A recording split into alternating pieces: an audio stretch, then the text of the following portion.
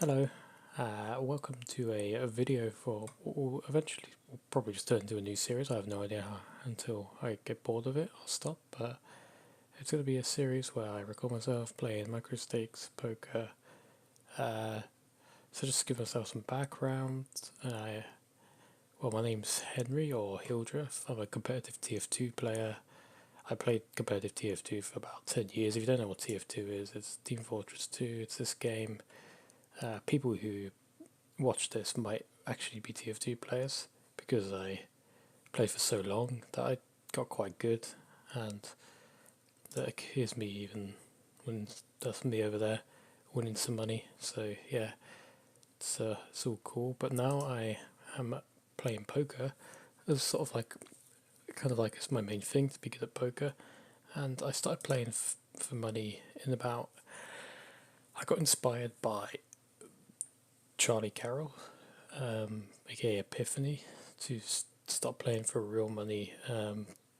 I was always playing just funny for fun with play money, but then I saw some of Charlie's videos and I thought I would get into just giving it a go for real money.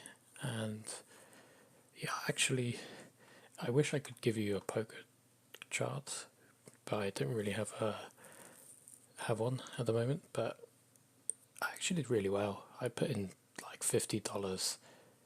I I won a couple of like I didn't win any micro stakes tournaments. I got a few good cashes. I had something like over $200 at one point, but my cash game was quite bad. I bled a bit of money. Decided I would try 888 poker because I heard that it was softer. Um, yeah, put about 50 into 888 poker. I actually managed to work my way up from 1 2 an L to 5 an L. That's where it started to go wrong. I uh, I also had some money in Poker Stars. That's playing in the tournaments, but I've taken all that out now. Stop playing Poker Stars for now. But yeah, it all started to go wrong. At 205 an hour, I massively tilted. Like I had a couple of sessions where I tilted. Basically, I had to drop down from 5 an hour because unfortunately that's what can happen. You move up in stakes, sometimes you drop down. Um, but yeah, so but I didn't play my bankroll management strategy correctly, and I just got so annoyed that at one point I had something like $120, and that I dropped down to like 70. That kept playing 5 and L when I shouldn't have, and a couple of like bad variance spots, and then at one point I played. I had lost a key hand and I just played 10 and L when I really shouldn't have, and then I lost some more on 10 and L, and so I'm back. I actually ended up with $10 left, and it was mostly down to tilt and the lack of like emotional intelligence, which is something that's really important in poker. It's something that's important in anything competitively is emotional intelligence. One of the reasons I was a pretty good TF2 player was because I was usually in game very focused. And I wouldn't, I mean, occasionally it would happen, but I wouldn't tilt very often. But in poker, it seems to be something that's happening too much. And it's costing me a lot. So yeah, that's basically my story. Inspired by 2D Sparrow on Epiphany or Charlie's Discord. He's a new player. He's just trying to like get started, put up some videos. I'm going to do the same and see if I can get some good feedback and some support. Yeah, so I did start recording my videos, but I basically had like a really funny session where I won a lot of money, and the video just got bugged. It got corrupted, and it was too long. So I'm starting again. I've worked my way back up to 1780. I've had pretty good sessions. I'm playing quite early in the morning. We're waking up early, playing early. So I could only really one table this. So we can get into it, see how I do. A few things to note about snap poker is, unlike Zoom, you start with 50 big blinds, which is never really the best thing, because it also plays into my strategy though. It's nice to flop straight draws though on the first hand, so that's okay. But yeah, it does play into my strategy a bit because I'm now very conservative. Now this spot is the very first spot. I've only got 50 big blinds. I have 4 outs to improve to the nuts. I'm getting an insane price to call.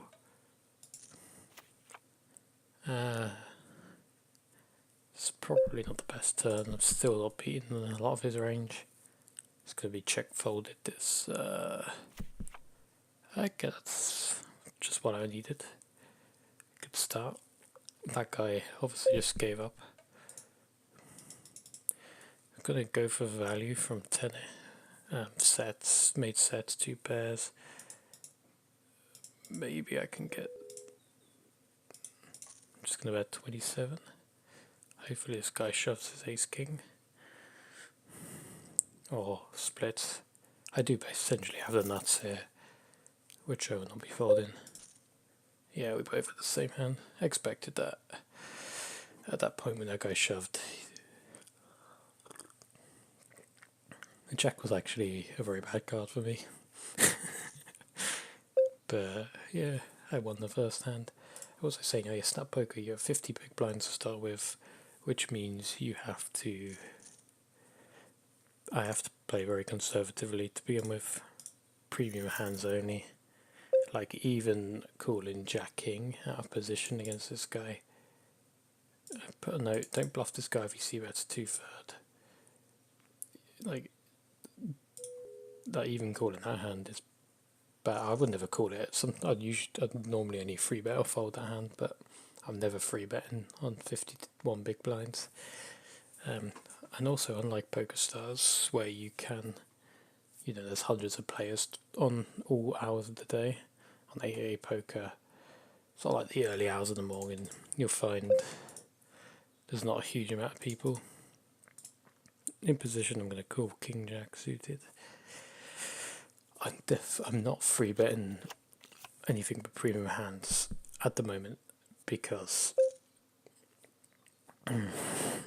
and even like here where I can float with 2 overcards,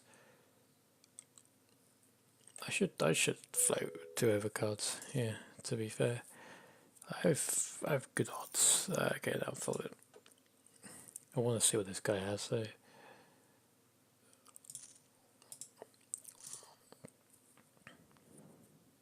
He goes check, bet, call, shove. Okay, just randomly shoves. Shoves dry board. Crazy. Board on flop. He could have been squeezing, to be fair though.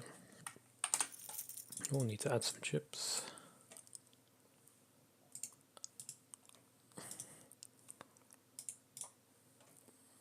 Yeah, so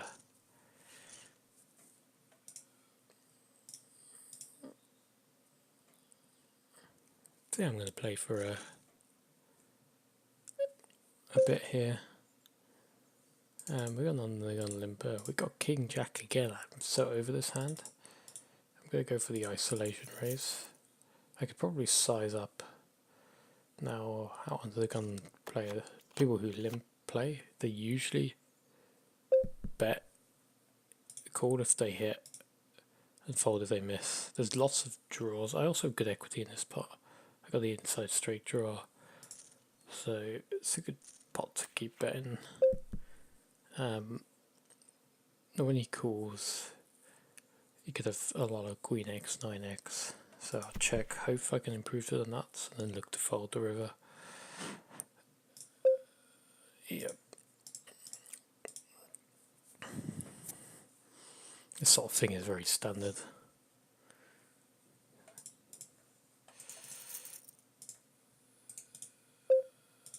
I'm going to fold that. Yeah, not the best start to the session. I wish you'd seen the first video I recorded.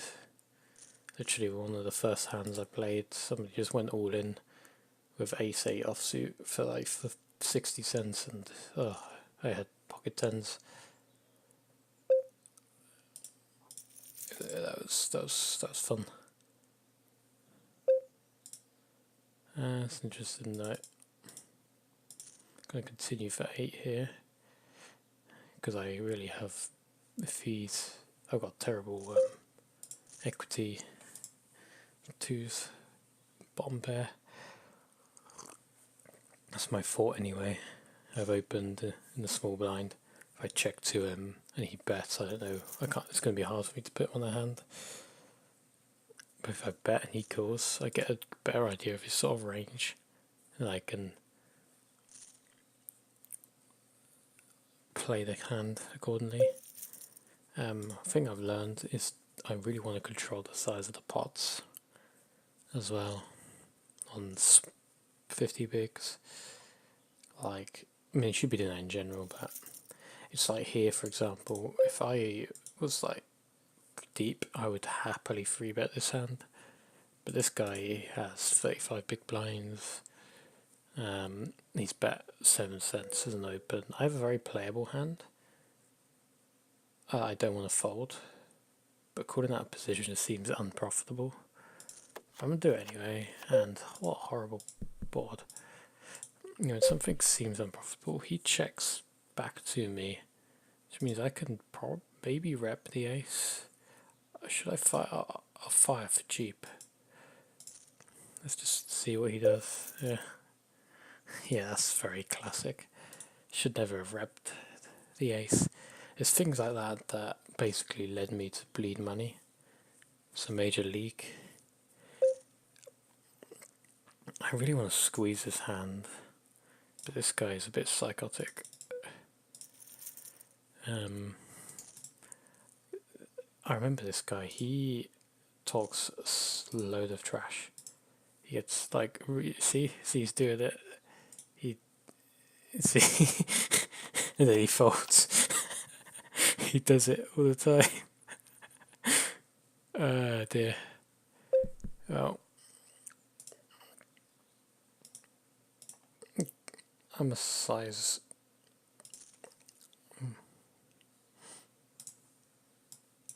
It's interesting. I've top 2 pair. If someone makes pocket 5s, we're getting it in anyway. So let's just hope somebody really overvalues their King X hand. What's this guy tanking for? Please don't tell me he has pocket 5s or pocket 10s. There's one combo, 10s left, one combo with kings, which would almost certainly be 3-bet. 10s is a fair call for these two. But it's just so unlikely. 3 combos of 5s that beat me. Obviously there's hands with good equity draws. I wonder if Lady Vamp's already given up on life and folded. I'll move on to the next hand. But yeah, I'm pretty happy to get this in. I have a boat. I'm going to get value from a king anyway, so I don't need to worry about the flush, so I'm just going to bet small to price in the draws.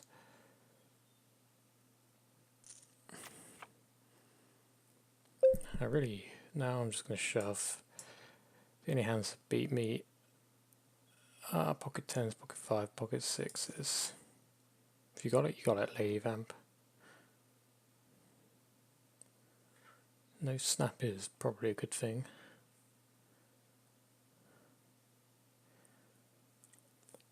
I think I got pretty good value from the hand because I had a boat. Wait, none of those hands beat me. Pocket 10s, pocket 6. Okay, my brain is not working. Yeah, because I had a boat, I was happy to sort of size down the turn. What on earth am I thinking? Pocket 5s don't beat me. I had the nuts. I essentially have the nuts though. What's wrong with me? I'm being being stupid. What's wrong with me, honestly? I think some of my bad beats have gotten to me mentally. Stay strong. Yeah, it's fun. It's nice to win that.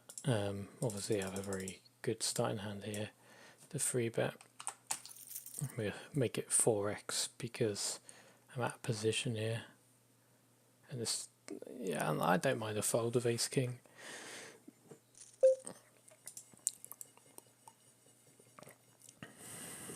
But if I am called, I know that I have really good equity.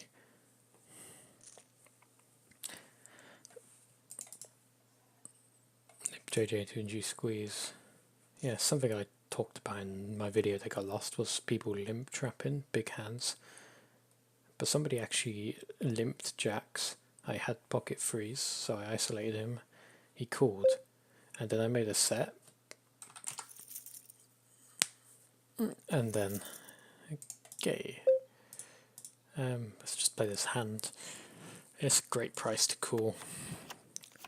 Make a second pair. Here's weird min 3-bet. Then he donks. Then he leads for over half pot, like 2/3 pot. It does put me to a tough choice. It's one of these cases where I know that I can play this hand. In fact, I'm going to do it. Because then he's going to reveal the strength of his hand on the turn, usually, which is, this is very strong, this hand, this red. Yeah, usually I fold those sort of boards on the, just because the boards, because I only have second pair and the board, and the pot's getting really big. So usually I just fold, like, especially when there's a king on board, like he could 3-bet a lot of hands, and he probably does. He doesn't triple barrel with queens or jacks there. So he's very ace king heavy when he does that. I mean, he could also just be silly. I mean, when it goes cool, he c-bets and I call. He'll probably put me on a king and then think, is he ever folding the king? Yeah, and I have queens. Now I'm gonna check a donk lead. Yeah, I mean, I've labelled him a fish, but he donks. I think I just call and look to fold.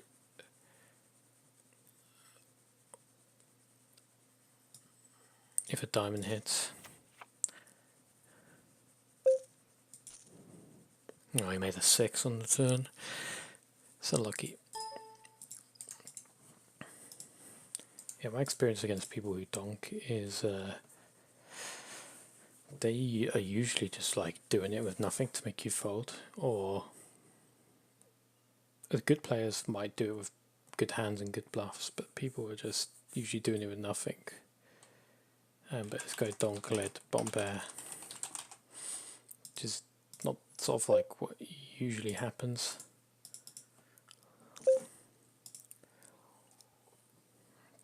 I was honestly thinking he could have something like Queen 10 there, so I called him down, but it did not work out.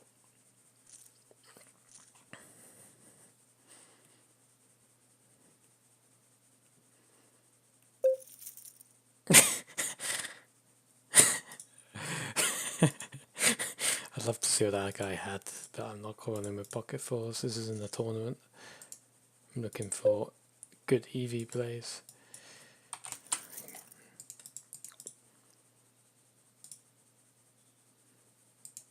Try to bluff bottom pair on turn with pot size bet.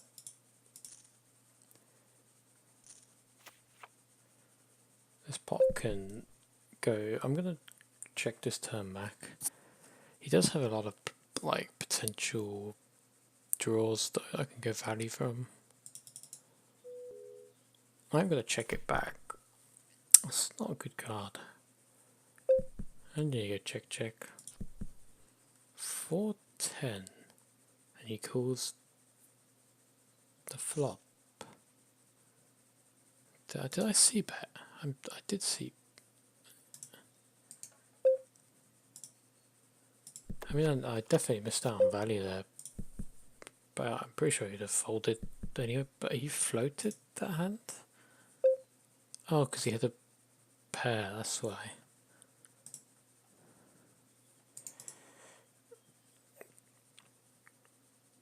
This guy tried to bluff bottom pair on the turn with a pot size bet. It's a great price. I pick up open-ended straight draw. I could rep kings, but I have a little bit of showdown value against ace high. So I'm just going to check. Call most rivers, which he gives up on ace high. Yeah, maybe I could have value bet that for like 2 cents, and he'll be like, this guy's value betting 2 cents, and then he'll call. This hand I'm not going to open when I'm short. It's definitely a hand I can open, but I'm playing this conservative strategy right now. Limp limp. I've got a very good hand to isolate in position. Limp limp limp limp limp. I'm definitely not limping myself. I'm going to try and get this pot 1 pre-flop, take out on this 9 cents. So I'm going to get called by 3 people. I do pick up the flush draw. At this point, I think I might just let me work out the parts. Do I have much fold equity? No. If I jam effective stacks here, I'm going to hit my time bank here. 31 cents is the effective stack. It's 34 to call. So 75 cents that I jam with. Am I given? I don't really know if I have enough fold equity here to ever be good. I can't. It's a really weird situation to be in. I'm just going to call and pray for a heart.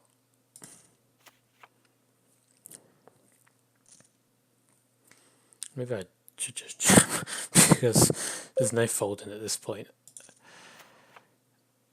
That could still win me the pot a lot. I just hope this guy doesn't have 6-7. I mean, I'm calling any.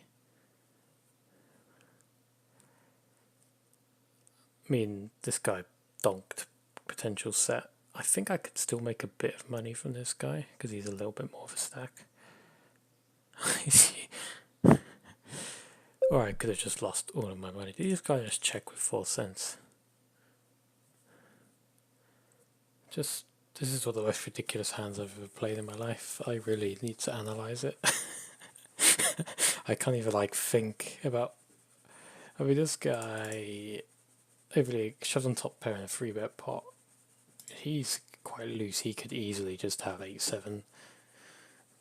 This guy, I have no idea what this guy has. Honestly, I don't know why he's even thinking about it. Oh my god, they both had 8-7. I sucked out so big there, but at the same time, what? Just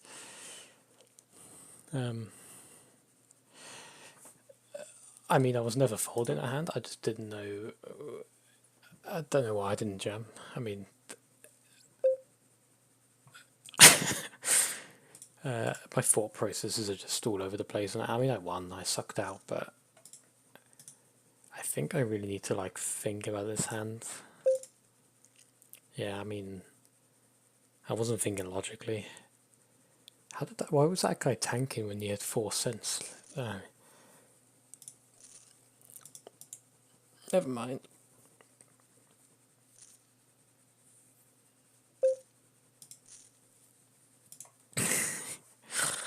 Oh dear me, I would really like to know you guys' opinion on that hand. Yeah, please tell me.